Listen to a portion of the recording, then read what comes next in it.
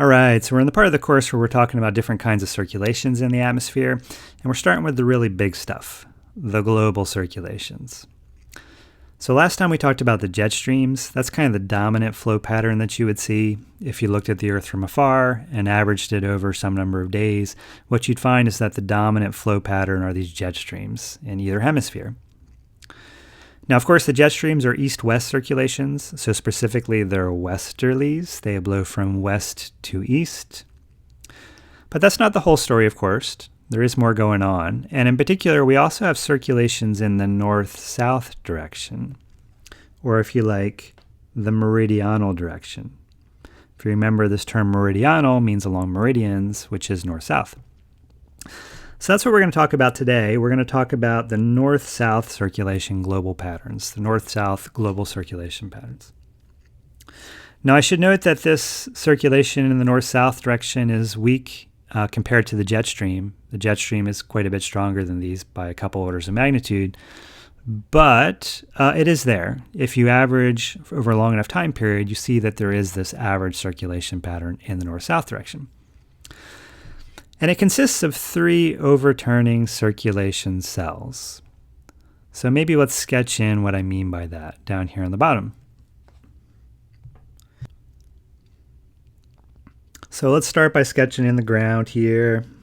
So there's our ground. So this is going to be a side view. So it's a vertical cross section. We're looking at it from the side.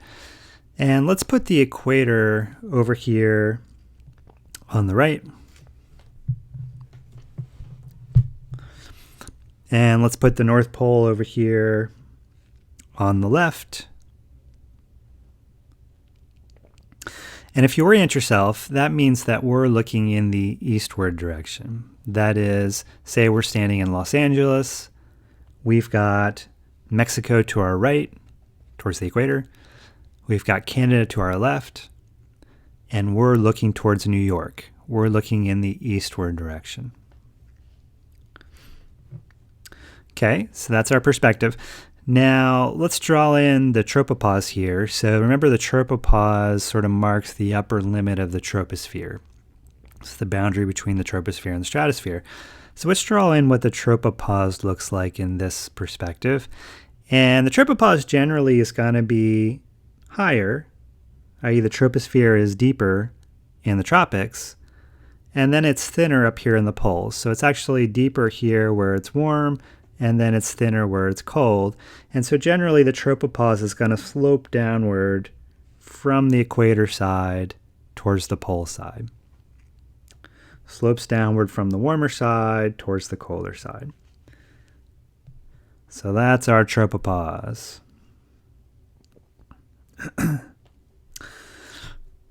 Now, what do the circulations look like here in the troposphere as viewed in this perspective?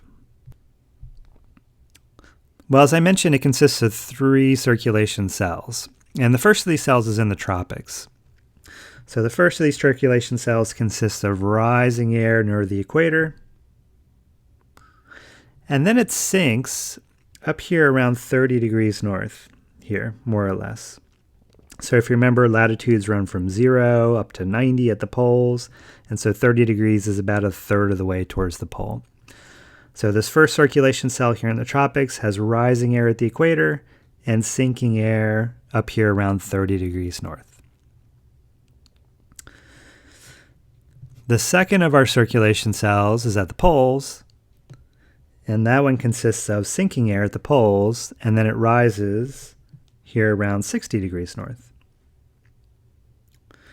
So we've got air here at the poles that's sinking, and then it rises here around 60 degrees north, more or less, forming a circulation cell.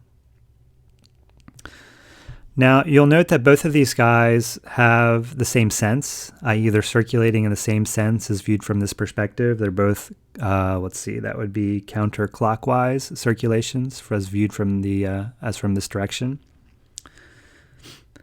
And then in between, we've got a circulation cell that goes the other way. It has to go the other way to match the 2 circulation cells where they meet. So we've got a circulation cell that goes the other way with rising air around 60 degrees and sinking air around 30 degrees so as to match the other two circulation cells. So that one circulates in the clockwise direction. So 3 overturning circulation cells. Now, as you can probably expect, we give these guys names so that we can refer to them. And the one in the tropics, that guy's called the Hadley cell. That's the Hadley cell. The one up at the poles, that one's called the polar cell.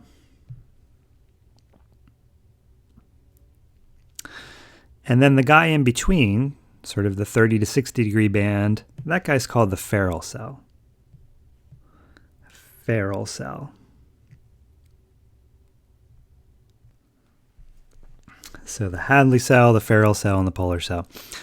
Now, I've got this noted on the next slide, but I'm just going to say this point here while I'm looking at the figure, which is that although I've drawn in these 3 circulation cells as if they're roughly equivalent, really they're not. So the Hadley cell of the 3 is definitely the strongest of the 3 circulation cells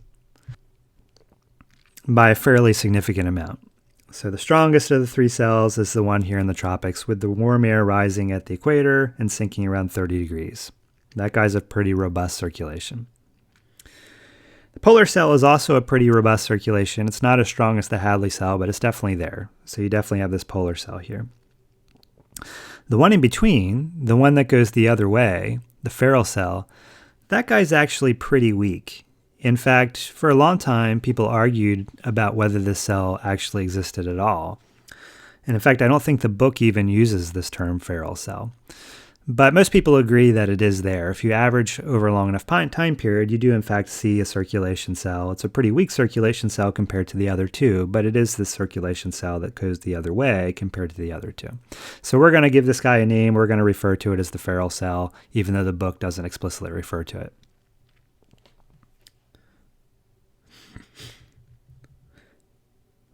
Okay, that's just what I was just saying. Here's the book's representation of these 3 circulation cells. So again, they've sketched in the tropopause up here. Tropopause is higher in the tropics and it slopes downward towards the poles. And we've got our 3 circulation cells. We've got our Hadley cell, rising air at the equator, sinking up here around 30 degrees. And then we've got our polar cell with the sinking air at the poles and then rising around 60.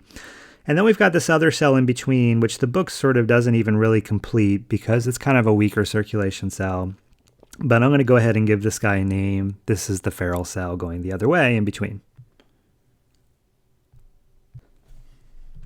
So the book's got a couple other pieces of information here. First is that they've drawn in the positions roughly of the jet streams. So you'll notice that they put in the jet streams here more or less where the cells meet, where they come together. On average, that sort of works out. So the boundaries between your Hadley cell and your Ferrel cell here, around 30 degrees, is more or less where this subtropical jet hangs out. Now you'll remember the subtropical jet is the weaker of the 2, and it only really occurs high in the atmosphere, in the troposphere. It doesn't extend all the way down to the ground. The much stronger polar jet hangs out here where the polar cell and the Ferrel cell come together. And you'll note that as they have it drawn here, that sort of sits over this thing called the polar front, where the cold Arctic air meets the warmer air to the south. The second thing that they've drawn in here is they've put in clouds in places where we have rising air in our circulation cells. And I'm going to get back to that again, actually with the next screencast, but the same set of notes. So to give these circulation cells some context, I'm going to introduce a definition here. So definition.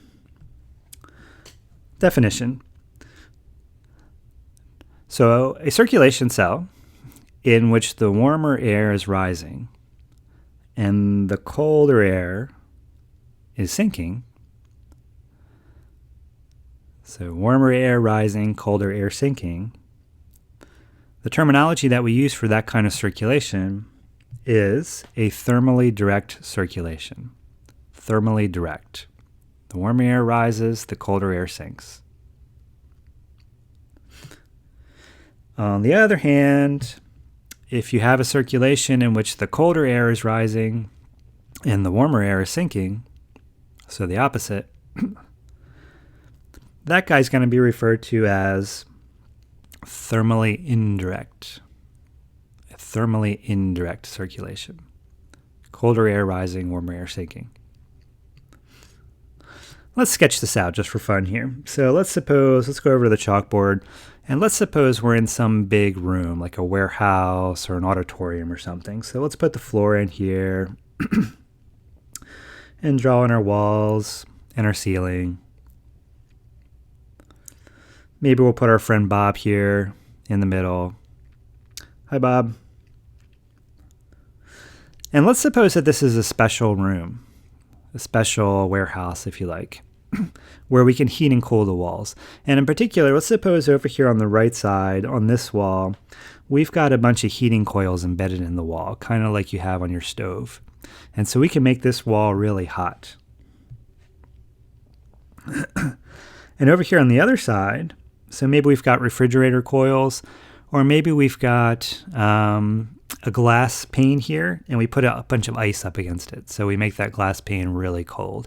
Either way, we're able to make this wall really cold. So what do you think is going to happen here? Well, so this wall over here that's being heated is eventually going to heat up the air that's in contact with it. And that air being warm, it's less dense, and so it's going to want to rise. And so it rises until it hits the ceiling, and then it starts to spread out along the ceiling. Whereas over here on the other side, so we've got this cold wall over here, which is going to make the air in contact with it cold. And that air being cold is more dense, and so it wants to sink. And so it's going to sink until it hits the floor, and then it's going to start to spread out along the floor. And if you wait long enough, then you're going to end up driving an overturning circulation here. So this is going to end up completing the circulation cell. Where the air comes in over here to the warm wall, it ends up being heated by the heating coils, and then it rises because it's warm, spreads out along the ceiling until it hits the cold wall. There it gets cooled and becomes more dense and sinks. And so you end up with this circulation cell, with the warm air rising and the cold air sinking. So that's going to be our thermally direct case. Our thermally direct case. Because we've got our warmer air rising and we've got our colder air sinking.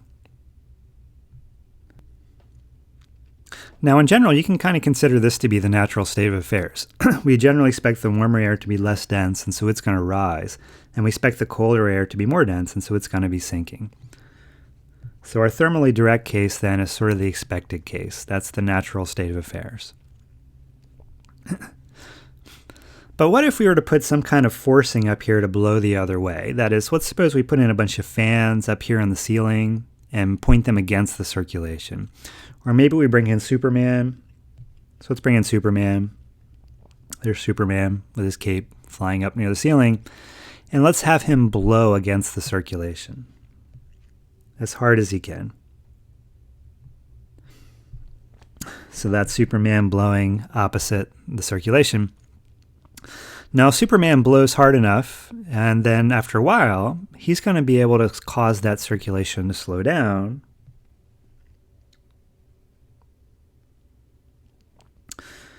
And if he keeps blowing in that same direction, eventually, if he's blowing hard enough, he'll cause the circulation to actually reverse, just because he's blowing so hard. So he'll end up blowing the circulation the other direction, in the direction that he's blowing, against this wall, and then sinking, and then coming back up the other side. So, by doing that, by having Superman blow against the circulation, we've actually set up a circulation now where the warmer air is actually sinking and the colder air is actually rising. So that kind of circulation, then, is going to be our thermally indirect circulation. Our thermally indirect circulation.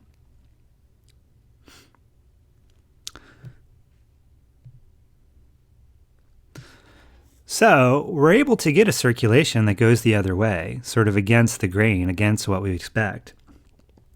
But the only reason that we're able to do it is by introducing this forcing up here, by introducing Superman blowing the other way. And that forcing, if it's strong enough, is able to sort of overcome the natural tendency of the winds and cause the warm air to sink and cause the cold air to rise. So in general, that's how you get thermally indirect circulations. You have to add some sort of forcing to blow against the natural tendency of the air.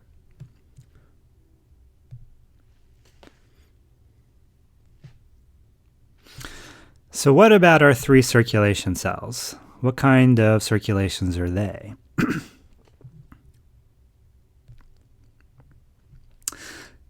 Okay, let's start with the Hadley cell. Well, in the Hadley cell, we've got this air at the equator, and that air at the equator is rising. And so as you might expect, the air at the equator is warm. And so in the Hadley cell, we've got our warm air rising. That's more or less what we expect, right? The warm air to rise. And then around 30 degrees north here, we've got the colder branch, because it's further north, the colder part of the cell is sinking. So in the Hadley cell, we've got warm air rising, colder air sinking. What about the polar cell? Well, in the polar cell, we've got this air up here at the poles, which is really cold. That air sinking. So we've got colder air sinking in the polar cell. And then you go a little bit south where the air is a bit warmer, and that air is rising. So the polar cell then has the colder air sinking and the warmer air rising. So again, that's what we expect. Cold air sinking, warm air rising.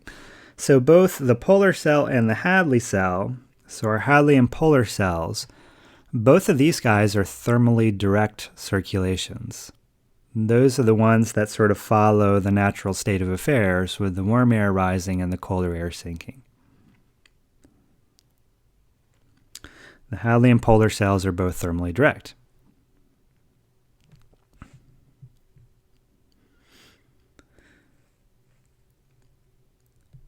Okay, what about the Ferrel cell? Well, in the Ferrel cell, we've got the sinking part of the Ferrel cell further to the south, and the rising part of the Ferrel cell further to the north. So that means we've got the colder branch with rising air here at 60 degrees, and we've got the warmer branch with sinking air here at 30 degrees. So the polar cell then goes against the grain. We've got the colder air rising at 60 and the warmer air down here at 30 degrees, that air sinking, which means the Ferrel cell is thermally indirect. The colder part rises, the warmer part sinks. Ferrel cell is a thermally indirect circulation. And that's part of why the Ferrel cell is so much weaker, because it kind of goes against the natural tendency of the warm air to rise and the colder air to sink. It's driving it the other way. Now, you'll recall, though, that in our example with the auditorium, the only way we could get that circulation to reverse and get the warmer air to sink and the colder air to rise was to introduce some sort of forcing that blew the winds in the other direction. It's the same deal with the Ferrel cell. The only reason the Ferrel cell circulates that way is because there's some sort of forcing introduced that drives the circulation to go that way. And so what drives that forcing? Well, it's kind of complicated. It's pretty complicated. And you might say that it's not 100% understood, although people understand it pretty well. But the basic idea, the thing that happens there between 30 and 60 degrees that causes that circulation to go opposite what you expect, is that that's the region where you've got all of our weather systems. We've got all our big high and low pressure systems moving through there. And so there's a lot of churning going on. And so it's all of that churning going on that tends to drive that circulation the opposite direction. Sort of that's their equivalent to Superman blowing the winds the other way.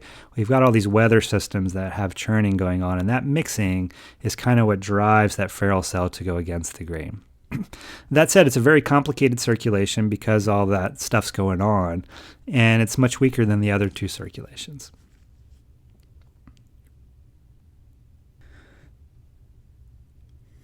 So the Ferrel cell is driven by our mid-latitude weather systems, causing it to go the other way. Okay, so at this point then we've talked about what's going on high in the atmosphere, up near the tropopause. That's dominated by the jet streams up there. We've talked about our circulations in the north-south direction, our 3 circulation cells. What we haven't talked a whole lot about is what the winds look like down near the ground, where all the people live. And there ain't nobody who lives up at the tropopause. So let's talk a little bit about that. Let's talk about what the winds look like down near the ground. The surface wind patterns. So to understand the patterns in the surface winds, probably the easiest thing to do is put it in reference to our overturning circulation cells. And in particular, for any given cell, say the Hadley cell, let's focus on what's going on down here at the bottom, down at the ground here. So for instance, in the Hadley cell, the surface winds are drifting southward. But then let's ask ourselves, what would the Coriolis force do to those winds? How would that be affected by the Coriolis force? So again, in the bottom part here, the surface part of the Hadley cell, we've got the air's generally drifting southward. And if you're facing southward, if you're facing towards Mexico, Coriolis is going to tend to bend it to your right, and to your right is going to be westward. So generally speaking here in the bottom part of this Hadley cell, we've got winds that are drifting southward and being turned in the westward direction. So turn toward the west. So drifting southward but turning towards the west. And then in the Ferrel cell, well, the bottom branch of the Ferrel cell goes the other way. That was the thermally indirect circulation. And so that guy is generally drifting towards the north, down here near the ground. But if it's drifting towards the north, if you're facing Canada, and then bending to your right is going to force it towards the east. So the winds at the bottom, the surface part of the Ferrel cell, are going to be generally drifting northward and turning towards the east direction.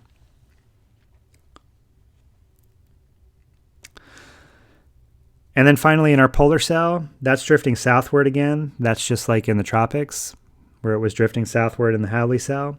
So as the air drifts southward, it's going to bend towards the west.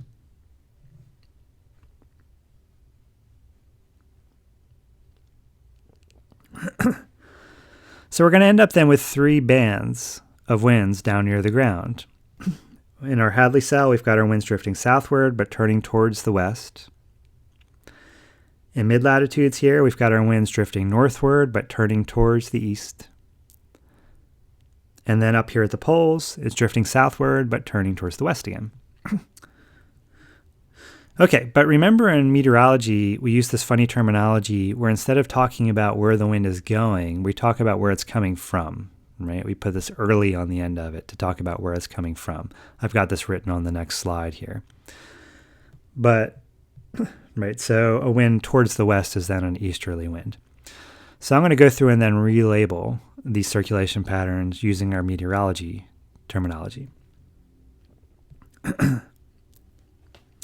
So here's what it looks like then if you put it on the globe here. So this is just showing the surface part of our circulation cells. And again, in the tropics, so we've got actually the full circulation cell, the north-south cross-section over here on this left-hand plane over here. And then the surface part of it is drawn in here on the globe. So in our Hadley cell, down here near the ground, we had the air drifting southward. And as it drifts southward, Coriolis caused it to bend towards the west. But towards the west, in meteorology speak, that means easterlies, from the east. Towards the west is from the east. It's like a Dr. Seuss rhyme. Towards the west is from the east, and that's easterly. So we've got easterlies in the tropics. Generally in the tropics, we've got easterly winds down near the ground and drifting southward also.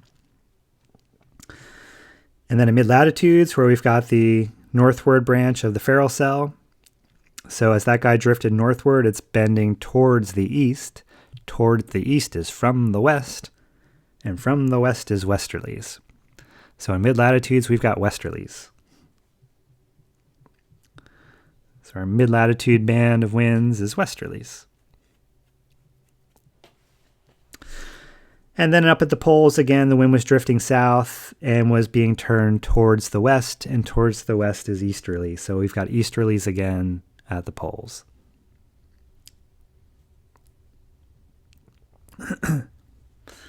So 3 bands of surface winds. Our surface wind pattern consists of 3 bands.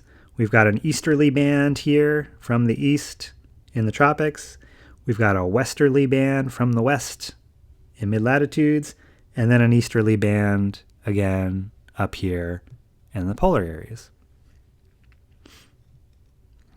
Now again, so that we can reference these guys, we give these guys names. So I've got the names here listed on the next slide. So these are sort of the more common names for these 3 different bands of surface winds. But instead of going through this slide and reading all the words to you, I'm going to jump to the figure again and write it in on the figure. You guys can take notes here or on the figure, whatever you want to do, but I'm going to go ahead and write it on the figure here so I can point to what I'm talking about.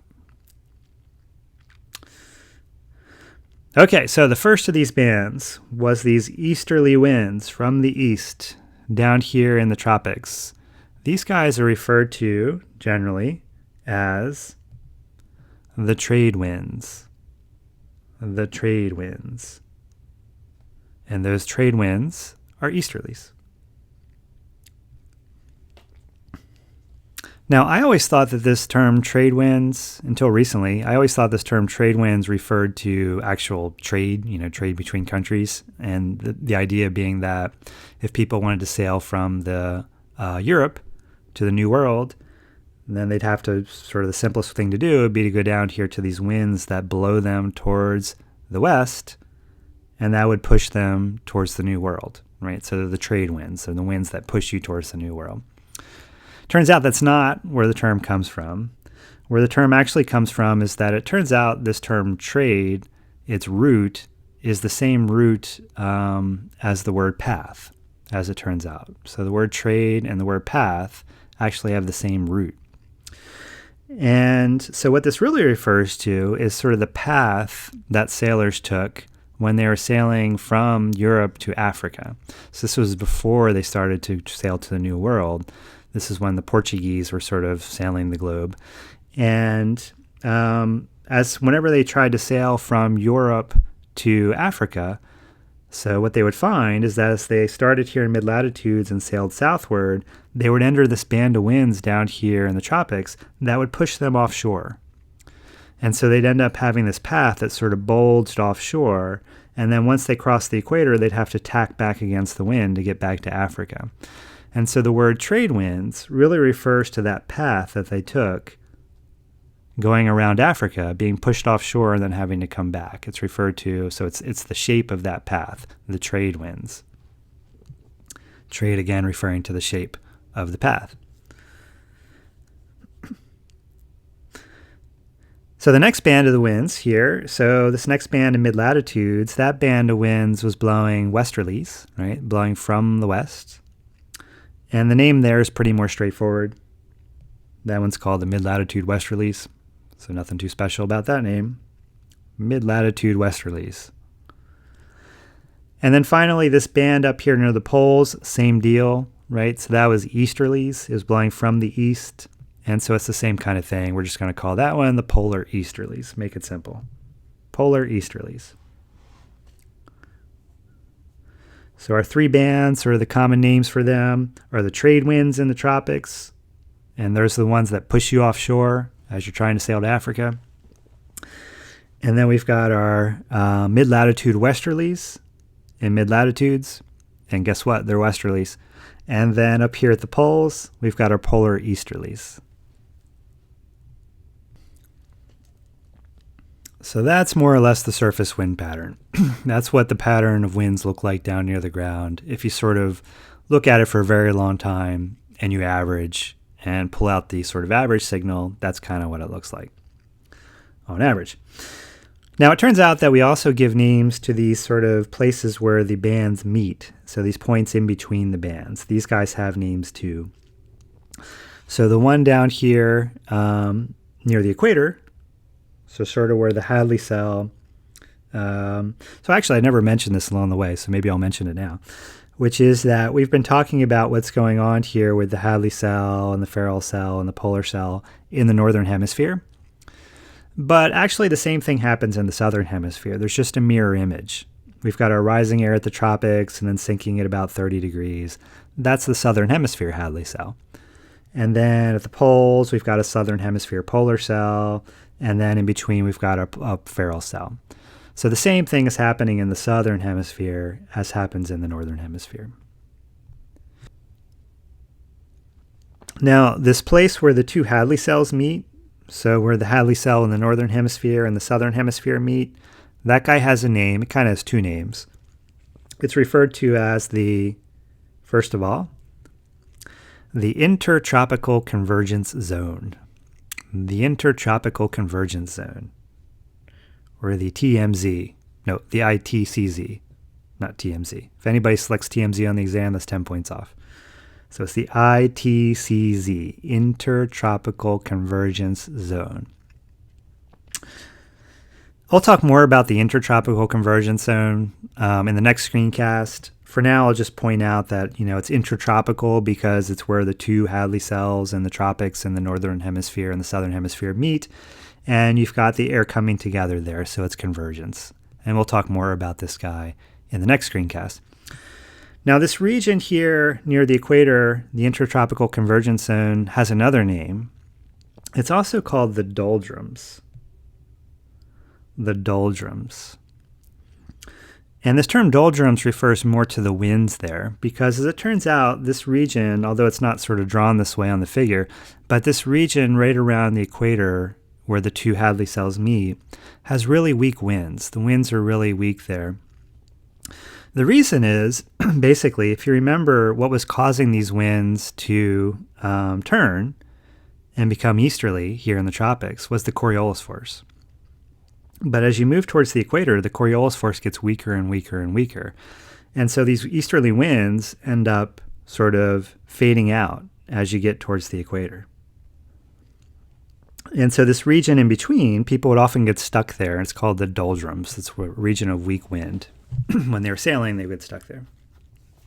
Just as a side note, so when our daughter was born, I gave my class, I was teaching 201 at that point, and I gave my class a poll, let them decide what the name would be. So I had a bunch of names up there. I can't remember exactly what all the names were, by 4 or 5 different choices. And they were all sort of meteorologically oriented names. And the name that was overwhelmingly the favorite of the students was the name Hadley Doldrums. Hadley Doldrums was the favorite of the students, by far. And I kind of like that name. I actually lobbied for it, but unfortunately my wife is not a meteorologist, and so we did not go with Hadley Doldrums, although I think it's a good name. If any of you guys want to use that name for your children or for your future children, feel free. I encourage it.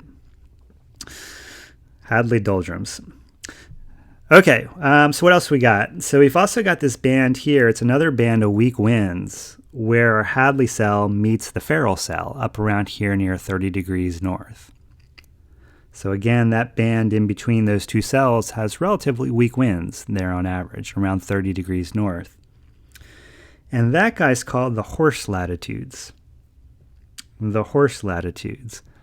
This is another one where I sort of had the name wrong. For a long time, I thought that horse latitudes, again, referred to sort of trade between countries because you've got weak winds there, so instead of maybe sailing to find your trade partners, you're better off riding your horses, right?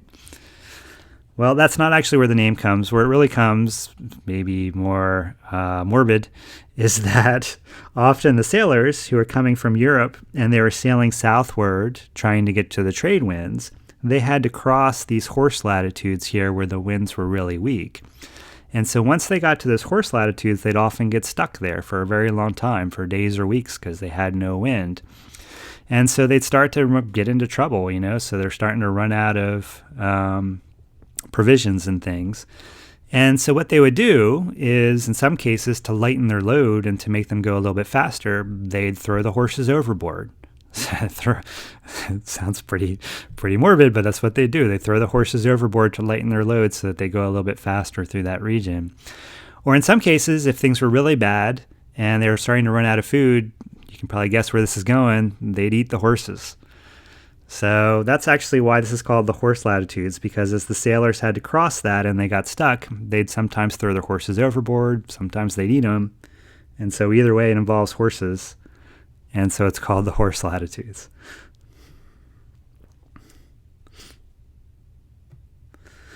And then finally, this place where the feral cell and the polar cells meet up here near 60 degrees, that guy's called the polar front. It's kind of the boundary between the coldest air up in the Arctic and the slightly warmer air in mid-latitudes, and that's more or less where the polar front tends to sit most of the time. Okay, so that's basically what the global circulation pattern looks like. Jet streams and circulation cells and these surface wind belts.